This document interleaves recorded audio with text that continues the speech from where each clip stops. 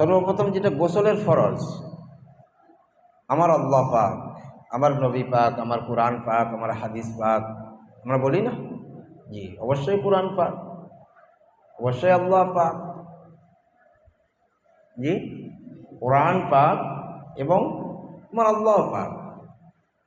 আমরা মুসলমান, আমাদেরকে থাকতে হবে পাক। কারণবশত আমাদের শরীর নাপাক হয়ে যায়। কারণবশত, কি বললাম?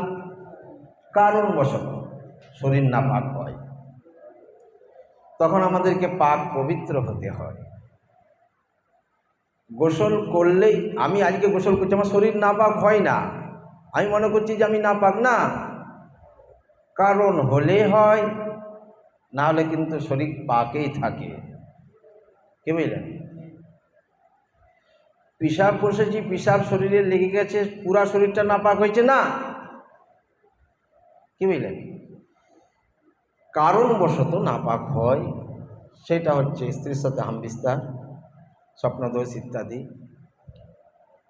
যাদের বালিগ যে পুরুষ বা নারী আছেন, সেই যদি কারণ হয়, তখন তার শরীরটা এরকম অবস্থান হলে তার শরীর নাপাক হয়। সেইখান থেকে শরীরটাকে পবিত্র করতে গেলে তিনটা জিনিসের প্রয়োজন হয়। যদি শরীরটাকে পাক পবিত্র না করে, না জেনে না করে কোনো ইবাদত করি, ওই ইবাদত গণ্য হবে না। শরীরটা পাক করতে হবে। আমার আল্লাহ পাক, আমার কালিমা পাক, আমার কুরআন পাক, আমার হাদিস পাক, আমার শরীরটাও যেন পাক হয়, তবেই আমি ইবাদত বান্দেগি পাকিজা অবস্থায় করতে পারবো। মনে দেখবে জি। তো শরীরটা পাক করতে গেলে তিনটা কাজ করতে হবে। কয়টা কাজ? ওই যে কয়টা কাজ? তিনটা কাজ। তার মানে তিনটা আল্লাহর হুকুম আছে এখানে, ফরজ। এই তিনটা কাজ হচ্ছে আল্লাহর হুকুম, এটা হচ্ছে ফরজ। এটা কোনো সুন্নত নয়, নফল নয়, ওয়াজিব নয়, এটা হচ্ছে কি? ফরজ। এই ফরজ কাজটা আমাদেরকে করতে হবে। তো সর্বপ্রথম মুখ ভরে পানি নিয়ে গড়গড়া সমেত কুল্লি করা। মুখ ভরে পানি নিলেন। জি, তরতিব আছে আর অনেক কিছু, যেমন নাকি আপনার শরীরের নাপাক যে কাপড়টা ছিল সেটা আপনি চেঞ্জ করে একটা অন্য কোনো লুঙ্গি বা গামছা পরিধান করে আপনি গোসল করলেন, নিজের লজ্জাস্থানকে ভালো করে ধুয়ে নিলেন, তাই না? এরপর শরীরে আপনি পানি ঢাললেন বা সাবান মাখলেন, তাই না? শরীরে আবার পানি ঢাললেন, সাবান ফেনাকে দূর করে দিলেন। এরপর বোঝা গেল যে আমার শরীরে আর কোনো জায়গায় কোনো নাপাক ছিটা বাঁধা আর কোনো কিছু নেই, আমি তো সাবান দিয়ে বা এমনিতে পানিতে আমি কচালে আমি ঘষে ধুয়ে নিয়েছি। এরপর আমি পাক পবিত্র জায়গাতে পৌঁছাবো। এই তিনটা কাজ আমাকে করতে হবে। তরতিব ছিল পিছনে যে কথাগুলো বলে গেলাম, যে কথাগুলো এইমাত্র বলে গেলাম, এটা ছিল তরতিব। যে কাপড়টাকে অন্য এটাকে চেঞ্জ করে নেওয়া, একটু নিজের ওই জায়গাটাকে ধুয়ে নেওয়া, যেটাই নাপাক, যেই জায়গাটায় নাপাক লেগেছে এবং নাপাক লাগা আছে সেইটাকে ধৌত করে নেওয়া। ঠিক আছে জি।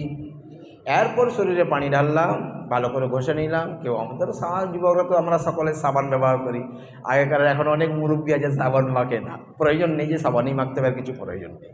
কিন্তু আমাকে আমার নাপাকি জায়গাটাকে আগে ধৌত করে নিতে হবে, মনে থাকবে জি। এরপর মুখ ভরে আপনার গড়গড়া সমেত পানি নিয়ে, মুখ ভরে পানি নিয়ে গড়গড়া সমেত কুল্লি করা। মুখ ভরে আপনি পানি নিলেন চল করে,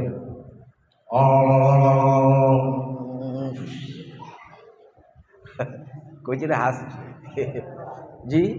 পানি নিলেন মুখ ভর, একবার নিলেন, দুবার নিলেন, আবার তৃতীয়বার মুখ ভরে পানি নিলেন। কবার? কয়টা কাজ হলো? এই একটা হয়েছে। কয়টা কাজ হয়েছে? একটা হয়েছে। তিনটা কাজই কিন্তু আলাদা আলাদা। এরপর ডান হাতে চলে আমি পানি নেব, নাক একটা ঝিঁটা লাগাবো, চলে পানি, নাক একটা ঝিঁটা লাগাবো। এমনভাবে জোরে নেবো না যে নাকে তেলে যেন না হয়ে যায়, শরীর না সিদ্ধ না হয়, এইটা অনুভব করে নেবো। এরকম একটা ঝিঁটা নেবো যেমন নাকের নরম যে হাড্ডি আছে, হাড় আছে, ওই অংশ অবধি আমার পানিটা পৌঁছে যায়। কতটা বুঝলেন? এরপর ওই পানিটা যখন নাকে পৌঁছালাম, বাঁ হাতের এই কড়ি আঙুল দ্বারা একবার এই ডান দিকের ছিদ্রটা নেড়ে নেবো, আর বাঁ দিকের ছিদ্রটা নেড়ে নাকটা একটু ঝেড়ে নিলাম। এটাও কিন্তু আপনি 3 বার করবেন। কবার করবেন? প্রথমে কি করেছেন? গড়গড়া সমেত কুল্লি করেছেন। কয়বার করেছেন? 3 বার করেছেন। আবার 3 বার আপনি নাকে পানিও নিয়েছেন। 2টা ফরজ হয়ে গেল। এবার লাস্ট কয়টা ফরজ বাকি আছে? গোসলের ফরজ কয়টা? ওই যে কয়টা বলেছি, ও 3 জন কেন বলছেন? সকালেই বলেন না 3টা। ওই 3টা ফরজ মাত্র 3 জন বলছি। আমি তো সকলকে জিজ্ঞাসা করছি না, সকলেই তো বলবো আমার 3টা, তাই না? চলেন, কয়টা? আরে কয়টা? গোসলের ফরজ কয়টা? গোসলের ফরজ কয়টা? এই গোসলের ফরজ কয়টা? এরপর শেষ একটা কাজ বাকি আছে, যে আছে না নেই? কয়টা হয়েছে? 2টা হয়েছে। এবার শেষটা বাকি আছে। শেষটা হচ্ছে সমস্ত শরীরে একবার পানিকে বইয়ে দেওয়া।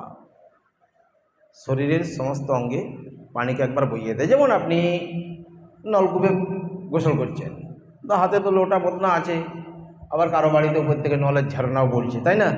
তো আপনি ওই মাথায় পানি দিয়ে দিলেন, দেখবেন সমস্ত শরীরে পানিটা বয়ে যাবে। তো সমস্ত শরীরে পানিটা একবার বইয়ে দেওয়া। এবার যারা পুকুরে গোসল করছে তাদের তো কোনো অসুবিধাই নেই, ডুবকি মারলো তো সমস্ত শরীরে পানি তো বইয়েই গেল, কারণ অর্ধেকটা তো তাদের পানির ভিতরেই আছে, তাই না? তো এই হচ্ছে এটা পদ্ধতি, মনে থাকবে জি।